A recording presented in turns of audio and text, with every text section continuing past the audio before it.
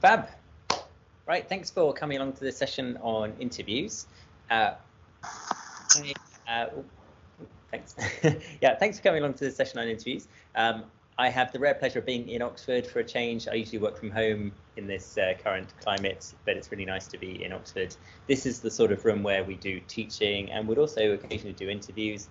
It's an old Tudor building that looks like it's going to fall over because it's leaning quite heavily, but it's probably been leaning for hundreds of years.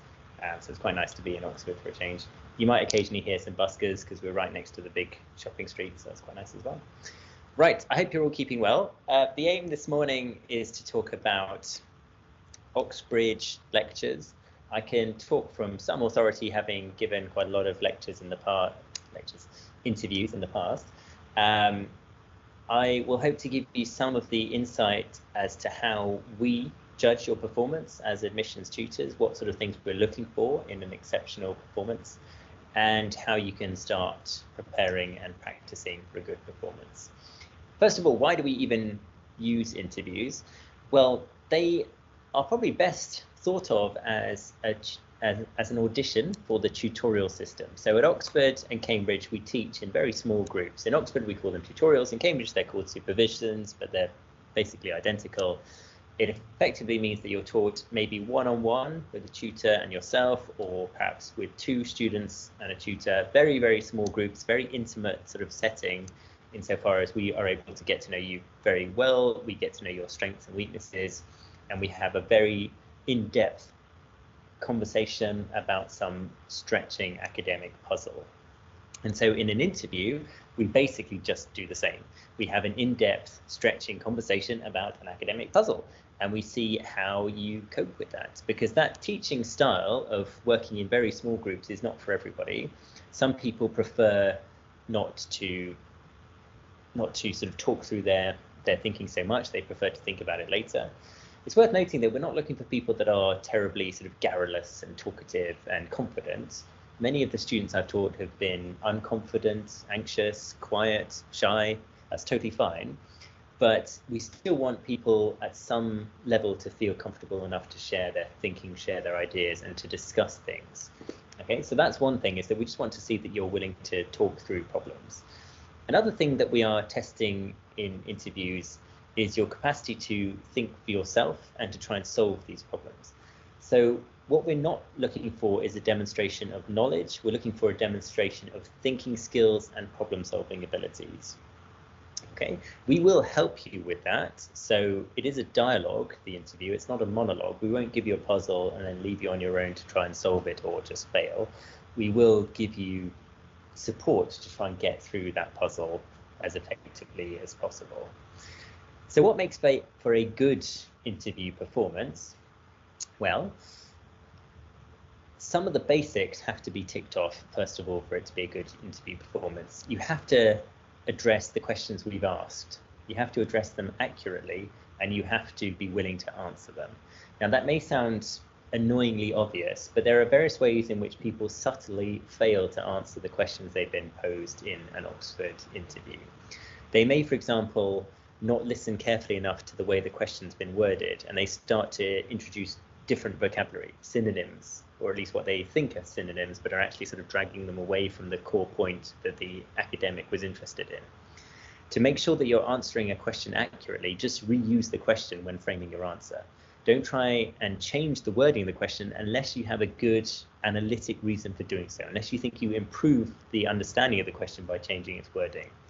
But for the most part, people are frankly just a bit sloppy. They hear a question and they just interpret it as meaning something different, and that's no good. So you've got to be accurate, you've got to be disciplined, you've got to answer the question posed. You have also got to try and answer it. It's quite common for students to try and duck a question. They might, for example, sit on the fence fairly awkwardly and say, well, it could be answered this way or that way, but I'm not going to give you a solution.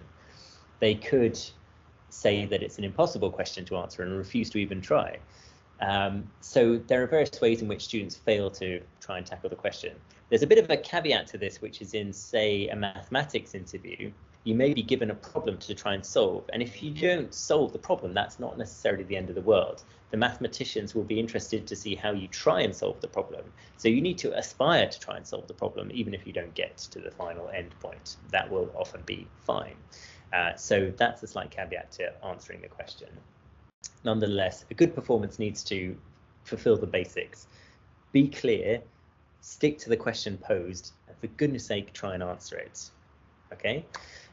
Other good performances, we are looking for independence of mind, a bit of originality, right? We're not looking for someone that is just going to automatically churn out lots of received wisdom, lots of automatically sort of filed away ideas. So for example, if we're asking you a question about some, I don't know, controversy in political science, maybe I'm asking you about whether or not you think that a growing economy helps democracies to flourish around the world. What I don't want you to do is to give me loads and loads of detailed facts about current affairs to show off how much stuff you know, because knowing stuff is easy, to be blunt. Analyzing problems is difficult. So that's why we don't have interviews that are in the form of a pop quiz where we'll ask you lots of factual questions, because it's not going to help us work out who's going to be the best students. What we're looking for is someone who can think for themselves. So don't just sort of say, well, this author thinks this, or that author thinks the other, or what I read in the Financial Times yesterday says a third thing. What do you think?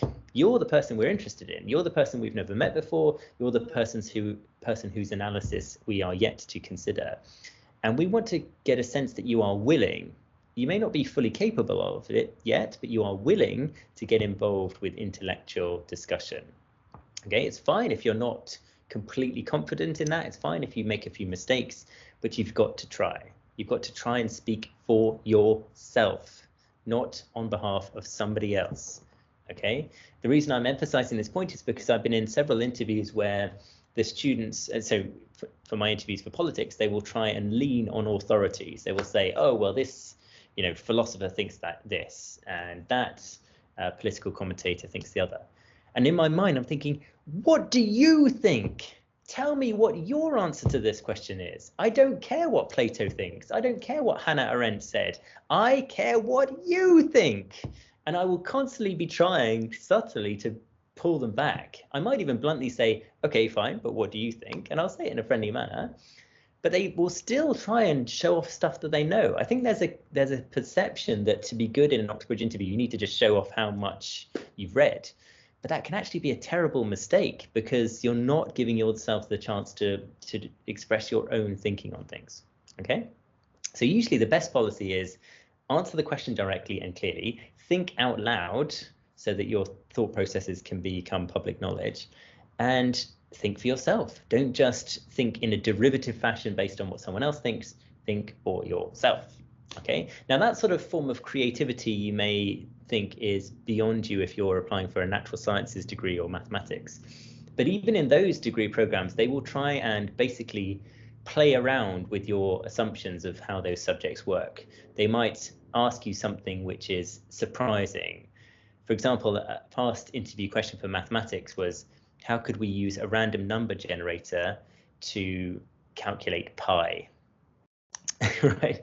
And so for most people, that would just be a really bamboozling question to ask. And so it's just a case of, well, try and think about how you could possibly do it. And you might start to think out loud and express yourself and work out ways in which random numbers could help in some sense to calculate pi. And then the academics will start to help you out. They might say, for example, well, imagine you've got a square with a circle drawn on it and a grid, and you use the random number generator to determine where along the X and Y axes you put the points. So, you know, imagine it's a dartboard in a square, and so you're working out whether or not darts go inside the dartboard or outside the circle into the square. You can start to work out the probabilities based on repeating the random number distributions of a dart falling within the dartboard or outside of it, and you can then from that start to roughly approximate a calculation of the ratio of the circumference to the diameter. So it's not obvious, it's not intuitive, and it's certainly not going to be in any of your maths textbooks for A-level. But if you just think about, well, what are the properties of pi? What do I know about pi? What do I know about random numbers? How can I try and sort of mesh these things together? And then the academics will throw you a few bones here and there. Okay, so that's the idea. Answer the questions. Don't answer your own questions. Answer them clearly. Be disciplined. Get it stuck in and speak for yourself. Okay, so I'm going to go through some slides just to try and give you as many examples as possible, and then we can see what you come up with. Okay. So here we go, interviews. So let's start with a bit of a warm-up by thinking about how you think. So this is an example of metacognition, and this is an example I often like to use, which is the American flag. So what I'd like you to do is to just take a few seconds and to just think about what you see in this flag. Okay, so what observations would you make? If I was to put this flag in front of you in an interview, what would you say you can see there? Okay, give yourself a few seconds. Okay, now what will typically happen is that people will start to recall facts that they know about the flag. So they won't in fact make observations, they will just recall commonly known facts. They might say, for example, it's got 50 stars. Now, in the amount of time I gave you, you won't have been able to count that there are 50 stars on the flag. There are 50 stars on it, but that's a fact you know, that's not a piece of analysis or observation that you've done. And the reason that you have possibly drawn on that fact is because you've been told it several times, and so it's become automatic. I've been emphasizing several times in different lectures that there is a blunt but nonetheless helpful distinction between system 1 and system 2 thinking. System 1 is the automated thinking where, without really being consciously aware of it, we just reach decisions and conclusions and we act. And that is, in evolutionary terms, incredibly useful because it means that we can run away from saber-toothed tigers without having to think about it, etc. System 2 is when you slow everything down and you consciously think about, no, hang on, what is going on here? So one way to sort of check yourself is to think more like a toddler, think more like a child. Imagine that everything is new to you. Don't take anything for granted. So if you try the exercise again, and this time try and engage system 2, all you need to do is to think, I'm a toddler again, and everything in the world is new to me. And this academic has just shown me an American flag. Now, what do you see? You're not looking for facts that people have told you. You are just looking. You are looking at the flag for yourself, not for somebody else's benefit. You are just looking at it. Now, what do you see?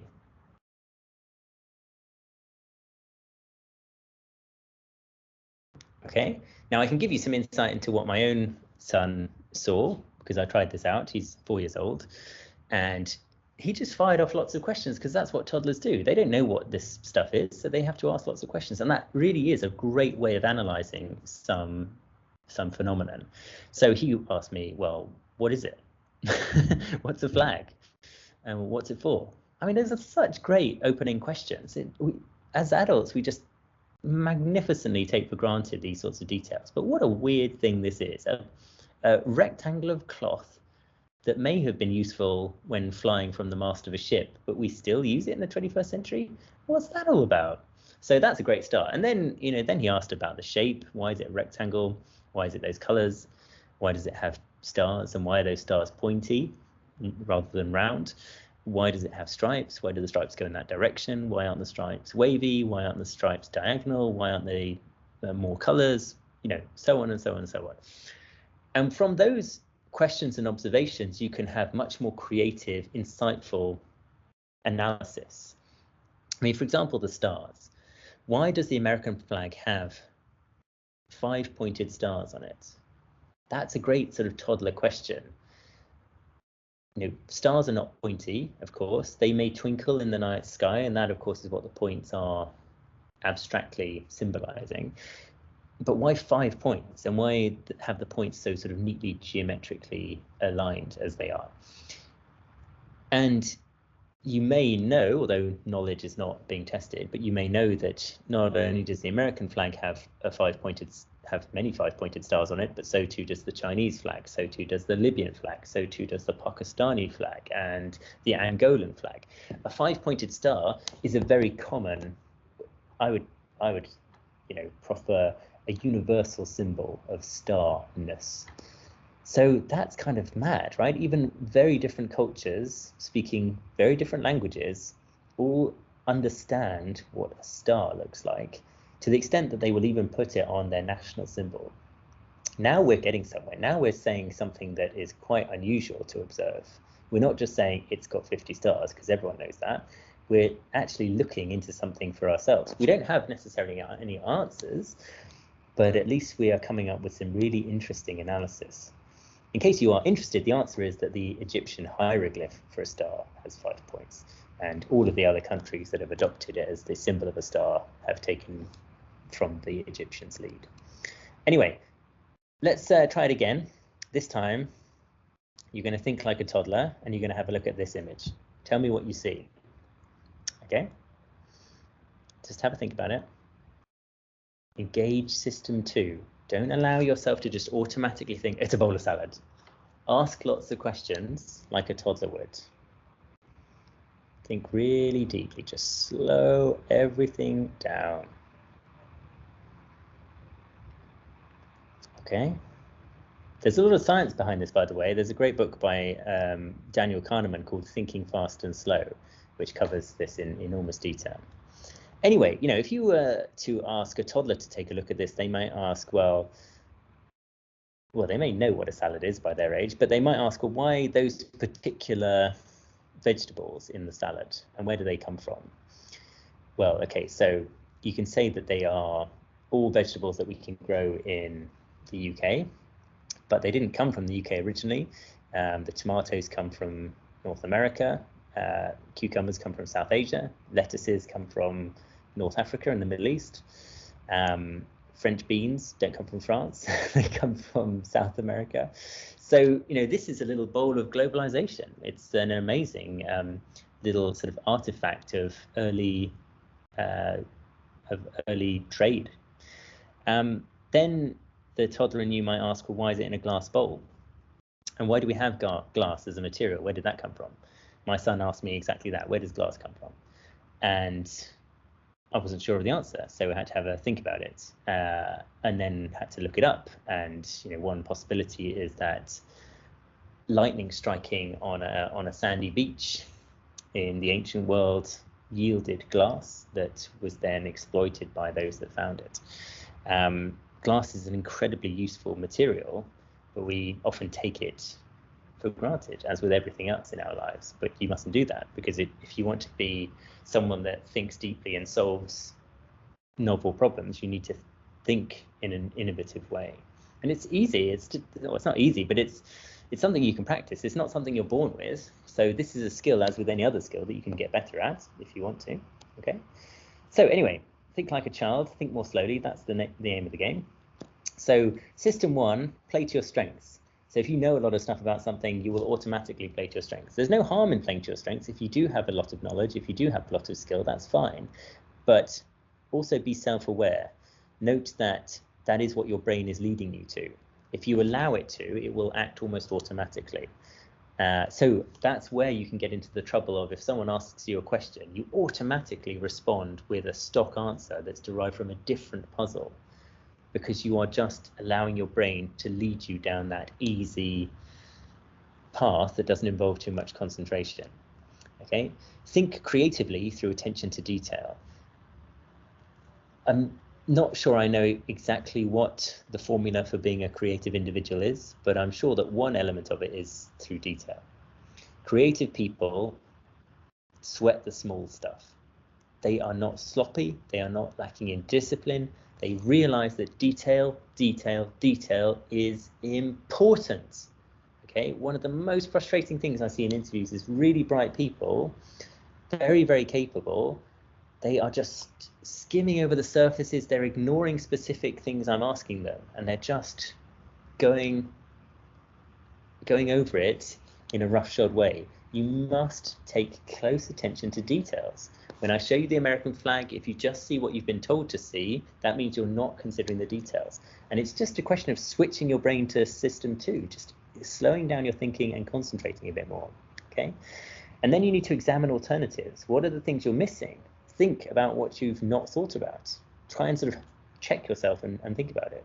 It's okay, incidentally, to take some time in an interview just to think, or to think out loud, to talk through your thought process. It's a very good idea. Okay, so I've got an acronym which hopefully will be of some use, which is PACE. Play to your strengths, but acknowledge what are your weaknesses. Create by attention to detail, and examine alternatives. Okay, so here's a past interview question that's quite generic. Tell me something interesting about an apple. So a system one response to this would be, oh, apples are fruits that grow on trees and that are widely eaten and are round-ish. A toddler approach to this, a system two approach to this, would think, why are they round? What's the physics that's going on there? Why aren't they sort of teardrop shaped like pears? Because surely the weight that's being pushed on the small stalk should force them down. Isn't it really weird that they're round? How does that work in physics? Right? So now we're cooking. Now we've got something interesting. Now we're saying something truly interesting. You might pay close attention to the details of the question. What does it mean for something to be interesting? Interesting to whom, or interesting for what purpose? You might start to notice that an apple need not be the fruit, but could also be the symbol of an apple. So you could talk about Apple computers, or you could talk about the apple as the symbol of the fruit of the tree of knowledge in the Bible, or the apple as a symbol of scientific endeavor from Isaac Newton. Now, of course, the apple in the Bible is a bit of a misinterpretation. The Bible doesn't actually say that it is an apple. It says that it is the fruit of the tree of knowledge. So given that that's in Palestine, it's more likely to be a fig than an apple. But anyway, it's made its way to contemporary culture, in the West at least, as apples being a symbol of intelligence, of knowledge, of temptation in things like is it Sleeping Beauty, when she's tempted by an apple, by a witch. You tempt teachers by putting a polished apple on their desk. So there's this fascinating sort of interplay between apples, science, and religion, and basically knowledge, which is pretty cool. You don't get that with any other fruit. You don't sort of have Adam and Eve being tempted by a punnet of strawberries, do you? So there we go. So play, acknowledge, create, examine. So here are a couple of past interview questions for medicine, and you can use the same tricks here. Why do we have red blood cells? So your system one brain is screaming at you to say, oh, we have red blood cells, they are biconcave shape, and you'll just start sort of trotting out GCSE biology. Now that's an example where you're not answering the question. If you start describing red blood cells, then what you're answering is, what do red blood cells look like? That's not the question I asked. I asked you, why do we have them? Okay, that's a prime example. And if I asked you that question and you came back at me with that answer, oh, they are biconcave shape, and you start describing red blood cells, I will probably just cut you off and say, no, why do we have them? I will want you to get to the point. Okay, so don't be surprised if that's what happens when the academic wants you to get back on track. Now, incidentally, you shouldn't berate yourself if that happens. The academic's trying to help you, and it's absolutely not the end of the world if that happens. But just try and avoid slipping off the topic in the first place. Okay, so you can think sort of in quite a deconstructive way about this. In other words, you can break apart the question. The question is constructed a certain way, deconstruct it. Why not start by saying, well, why do we have cells of any description? And what is a cell? This is me thinking out loud. I'm still going to try and answer the question, but I'm just thinking through my thought processes. Well, a cell is a sort of a lipid barrier. It's a sort of fatty acid barrier. Why would you have a barrier? Why would you sort of contain certain biochemical processes in a little sac? Well, why would you contain anything in a sac? I mean, I suppose it protects it from stuff outside. It also might make the internal mechanisms more efficient. So we've already got two possible hypotheses as to why we have cells of any description, which is for efficiency and for protection. Then we can think more specifically about red blood cells, and now you can start to tell me about their special shape, that they're biconcave, look a bit like a sort of a donut without a proper hole in them. Well, that might have something to do with their function, to do with sort of gaseous exchange. You might even sort of start to query why they are red. Why do we have red blood cells? Why don't we have blue blood cells? Crabs have blue blood. So why is our blood red and theirs blue? Well, I mean, now you're getting to the physics of color. So they're not really red in themselves, but they seem to us to be red because of the wavelengths of light that bounce off them. The wavelengths of light that bounce off red blood cells are caused by the iron-rich hemoglobin. In crabs, they have hemocyanin, which is copper-based. Now, you don't need to know that. That's knowledge, right? But you just need to analyze the question. You need to talk through your thinking. Ultimately, a good answer to this question would be something like, I've got a couple of hypotheses. We have red blood cells because they protect the contents of the cell, and the contents of the cell is the thing that's doing the respiration for us, the hemoglobin, and we have them to improve the efficiency of the gas exchange. There we go. And then the academics will come back at you with various other follow-up questions that might test your intuitions about the scientific method. Given that you've got these hypotheses as to why we have red blood cells, how would you go and test those hypotheses? Would you run a controlled experiment? Would you do some observational study? How do you know which of those hypotheses is the most valid? Or perhaps both are, but how would you test it? It's quite common in scientific interviews for them to try and see whether or not you get science. Do you understand the process of contributing to a scientific endeavor? Or do you just read books that tell you the answers all the time? Okay, so thinking about the method by which new information is generated is a good idea. Okay, next question is more from biology. Why don't mammals have green fur? Why don't mammals have green fur? So again, take it slow your pace down, pay close attention to the details of the question. What is fur? What is unique about mammals? Think out loud. What does it mean for something to look green? Why might mammals not have colorful fur of any description? Most mammals have quite muted tones to their fur. What does that potentially suggest?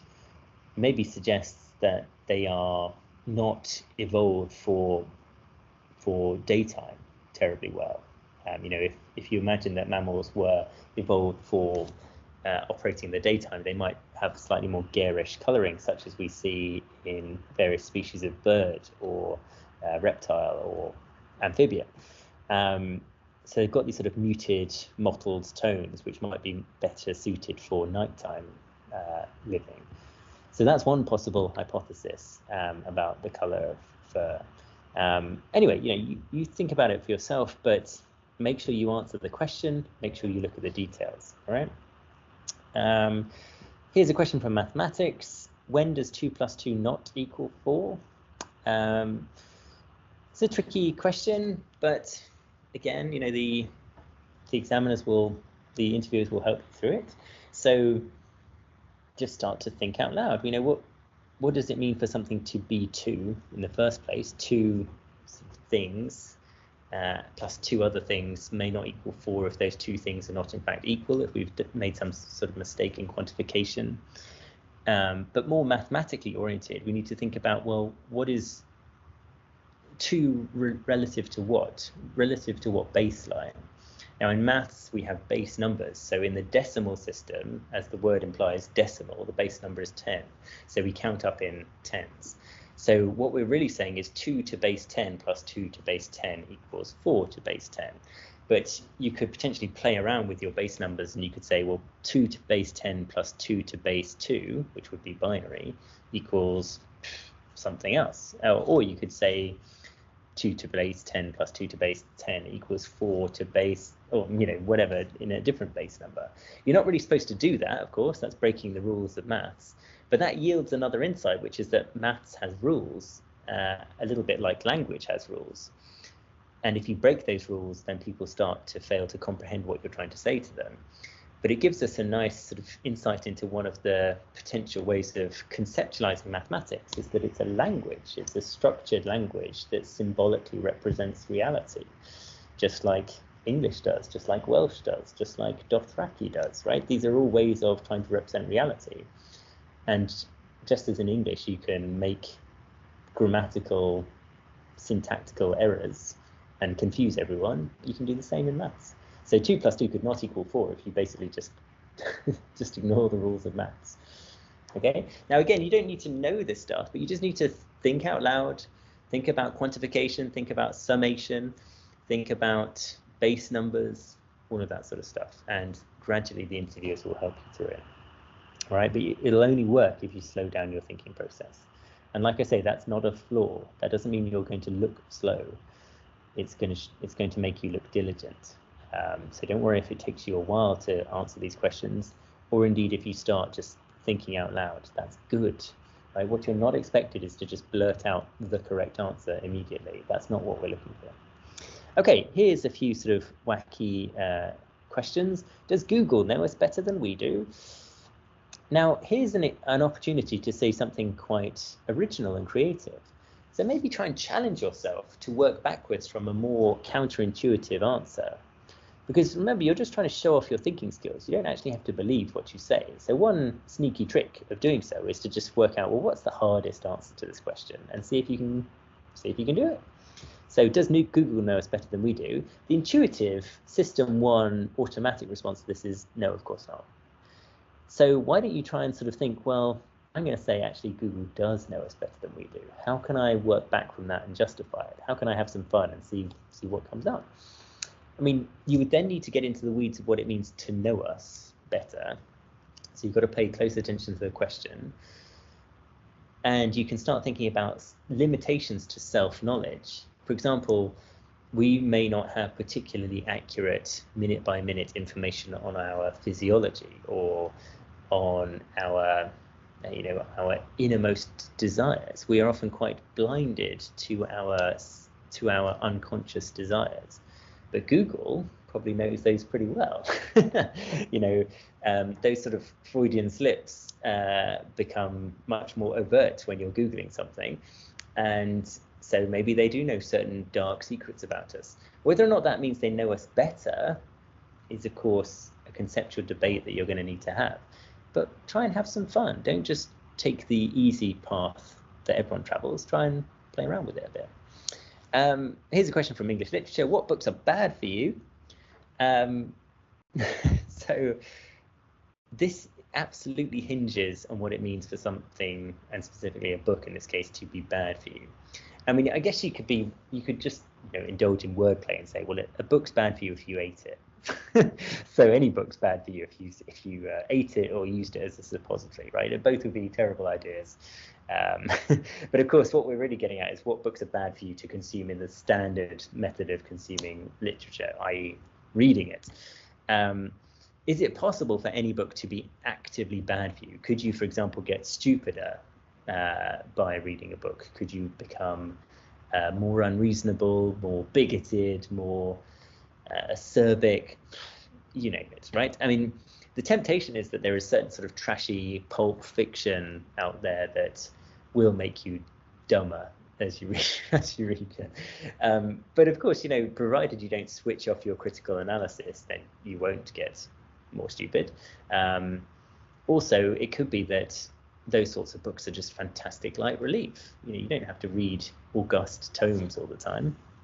So what about books that are sort of particularly ideological, books that have an agenda, that are trying to co-opt you to a worldview? Certain books are filled with sort of vile thoughts about the world in many different ways.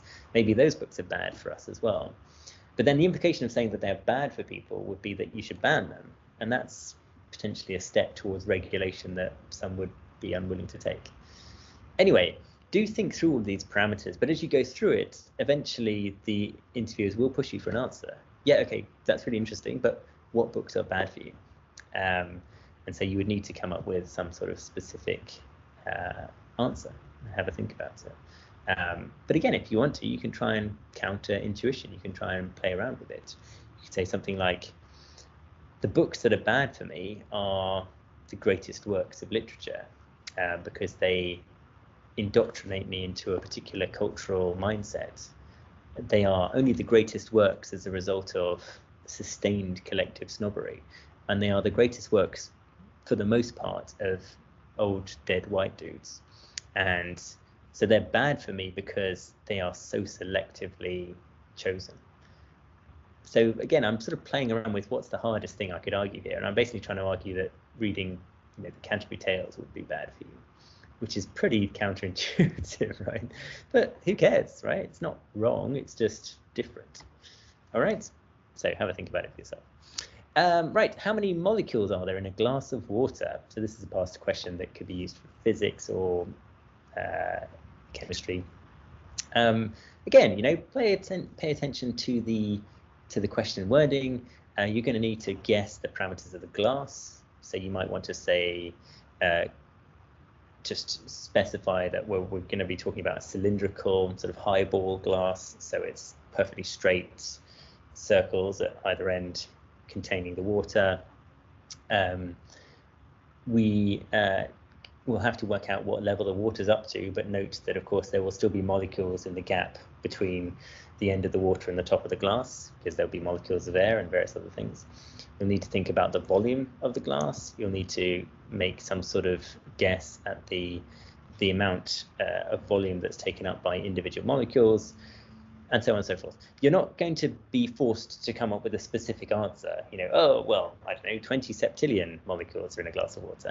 So it's not like that, but it's just trying to work out the process for getting to that answer is what's going to be of interest. So think through all of the parameters.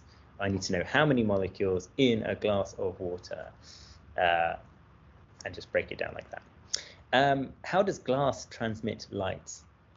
Now, this is a fascinating question because, of course, one of the ways to think about it is that glass allows light through it as a result of its crystalline structure. But it sort of begs the question, well, why doesn't everything transmit light? And why doesn't everything transmit everything, right? You know, if you look at a sort of computer rendering of a molecule, it's got a nucleus and then swirling electrons. But those swirling electrons are if it was scaled up, would be really, really far away from the nucleus. So there's basically a whole lot of just seemingly empty space in atoms and therefore molecules. So how isn't it that not only is light able to push through, but everything? Why can't I just sort of force my hand through this laptop or anything, indeed?